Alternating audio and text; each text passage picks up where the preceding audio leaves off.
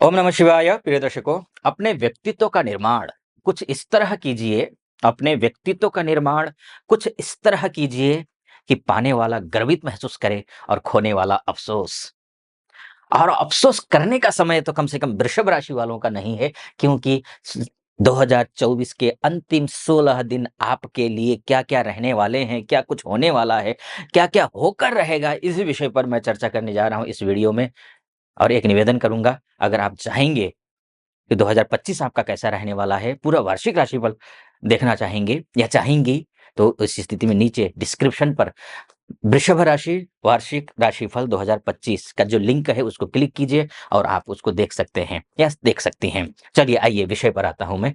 तो वृषभ राशि की बात करें तो सबसे पहले बात करें स्वास्थ्य की, तो स्वास्थ्य आपका अच्छा है, निश्चिंत रहें, खूब आनंद कीजिए। नया वर्ष शुरू होने जा रहा है, नया वर्ष से पहले आप अस्वस्थ नहीं होने वाले हैं, बिल्कुल नहीं होने वाले हैं, निश्चिंत रहिए आप।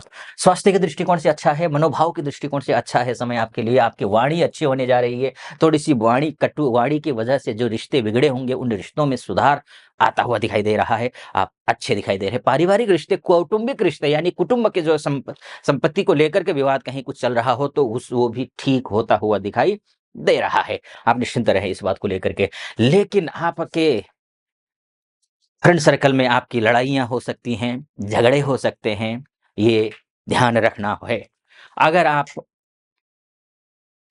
कटु वचन बोल गए, लड़ने के मूड में आ गए, तो लड़ाई होकर ही रहेगी।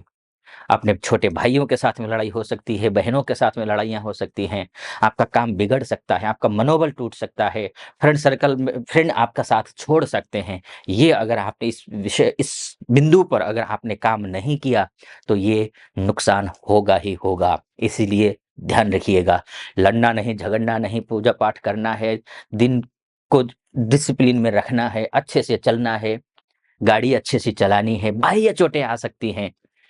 गाड़ी अच्छे से चलानी है, अग्नि से दूर रहना है, ऊँचाई से दूर रहना है, ये आपको ध्यान रखना है। क्रोध पर कंट्रोल करना है, इस बात का आपको विशेषकर ख़्याल रखना पड़ेगा, क्योंकि मंगल यहाँ नीच का है। मंगल जब नीच का होता है तो हतोत्साहित कर देता है, अपने आप पर विश्वास कहीं खो जाता है, विश्वास ही खो देते हैं, तो ये इस बात का ध्यान रखना पड़ेगा आपको, ये है। एक और बात कहूँगा, यहाँ नेगेटिव ही है, मंगल का नेगेटिव होना ये आपके लिए नुकसानदायक है, तो वहीं पर और ये भी आपको ध्यान रखना होगा कि सूर्य भी अष्टम में चले जाएँगे, यानी कि आपका मनोबल पर आपको काम करना पड़ेगा, आपका कॉन्फिडेंस लेवल पर आपको काम करना पड़ेगा। पिताजी की तबीयत ठीक ना रहती हो, तो आपको ध्यान देना पड़ेगा पिताजी का।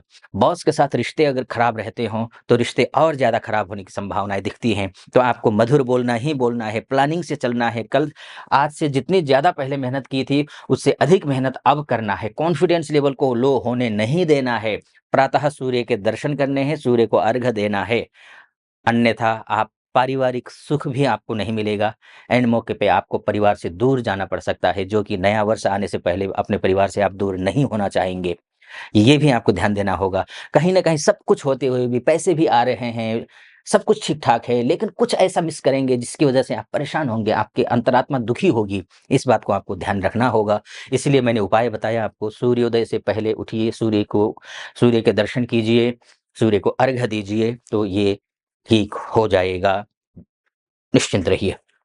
चलिए आइए, रिलेशनशिप अच्छे होंगे, लव एंड रिलेशनशिप के लिए ग्रह अच्छे हैं, दिखाई दे रहे हैं। पढ़ाई-लिखाई बच्चे अच्छे करेंगे। आप माता-पिता हैं और बच्चों के पढ़ाई को लेकर के टेंशन में हैं, तो टेंशन मत लीजिए। अब बच्चों का कंसंट्रेशन बनेगा, क्योंकि बुध मार्गी हो रहे हैं। बुध मार्गी होने का मतलब ये है कि बुद्धि लगेगी पढ़ाई में, कंसंट्रेशन बनेगा। व्यापारियों के लिए भी बुध अच्छा है, लेकिन एक महीने में खराब है, क्योंकि व्यापारियों के लिए मंगल नीच का है, तो ध्यान रखिएगा। कंस्ट्रक्शन का काम करते हो आप, तो सावधानी बरतनी है। मंगल नीच का है आपके, ठीक। कंस्ट्रक्शन का काम करते हो, तो होटल रेस्टोरेंट का काम करते हो, तो रियल एस्टेट में भी आप अगर हो, तो आप सुरक्षा विभाग में हैं, किसी भी सुरक्षा विभाग में हैं, तो आपको अधिक चौकन्ना रहना है, सावधान रहना है। ये आपको ध्यान रखना पड़ेगा।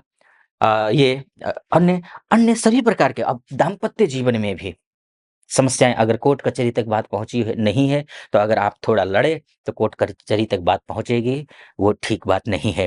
पार्टनर के साथ बिगड़ सकता है, ये भी मैं यहाँ पर बोलूँगा। लेकिन आपकी कुंडली के हिसाब से आपका शनि अच्छा है, आपका सूर्य का यहाँ जाना ठीक नहीं है, लेकिन बिज़नेस के दृष्टिकोण से अगर मैं देखूँ, तो बिज़नेस सूझ-बूझ के साथ अगर करेंगे, तो बहुत अच्छा है, पैसा खूब आता हुआ दिखाई दे रहा है। ये भी आप समझने की कोशिश कीजिए। और उसके बाद जाकर के मैंने आपको बोला ये सूर्य, बात हम करेंगे आगे, उससे पहले एक निवेदन करना चाहूँगा, अगर आप यहाँ तक पहुँची हैं या पहुँचे हैं, अगर मेरा वीडियो आपको सटीक लग रहा हो, मेरा विश्लेषण आपको सटीक लग रहा हो, तो चैनल को सब्सक्राइब कर दीजिएगा, वीडियो को लाइक और कमेंट बॉक्स में जाकर के महादेव का भक्त हूँ, कृपा आप पर भी बनी रहे, ऐसी मेरी कामना। हर हर महादेव ज़रूर आप लिख दीजिएगा। चलिए, विषय पर फिर से आता हूँ। तो आपका सोर्स ऑफ इनकम अच्छा दिखाई दे रहा है। मंगल और सूर्य की उपासना आपको करनी है। मंगल और सूर्य के अलावा सभी ग्रह आपके अच्छे हैं। शुक्र अच्छा है, सबसे अच्छी बात तो ये है, शुक्र जिस किसी की भी कुंडली में अच्छा होता है, वैवाहिक जीवन भी अच्छा कर देता है और लग्ज़री लाइफ़ भी दे देता है। तो यहाँ शुक्र अच्छी स्थिति में दिखाई दे रहे हैं। तो यहाँ पर ये कुंडली के हिसाब से।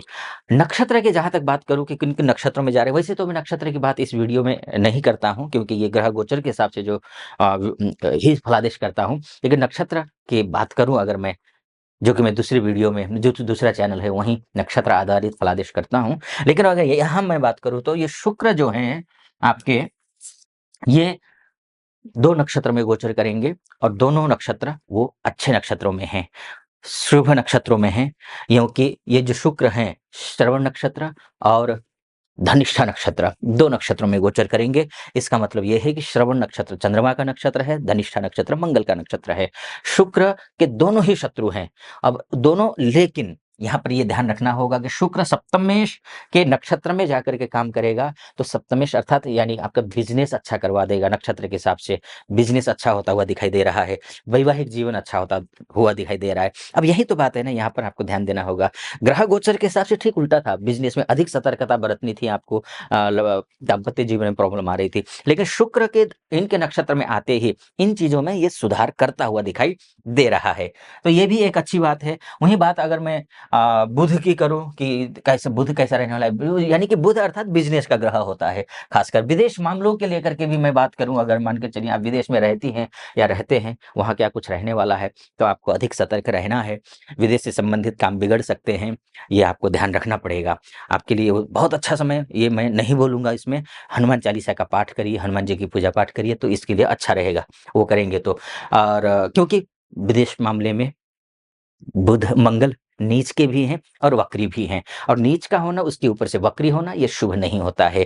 तो आपको कोई भी काम सूझबूझ के साथ करना है। मैं एक मूल बात ये कहना चाहूँगा, वृषभ राशि वालों को ये जो 16 दिन है शानदार हैं, अच्छे हैं, लेकिन सूझबूझ प्लानिंग के साथ आप चलेंगे, तो जहाँ आपने अपने आप को लापरवाह बना दिया, आपने ध्यान नहीं दिया काम पर, जॉब में ध्यान नहीं दिया, बिज़नेस में ध्यान नहीं दिया, तो आपके लिए समस्याएँ खड़ी हो सकती हैं।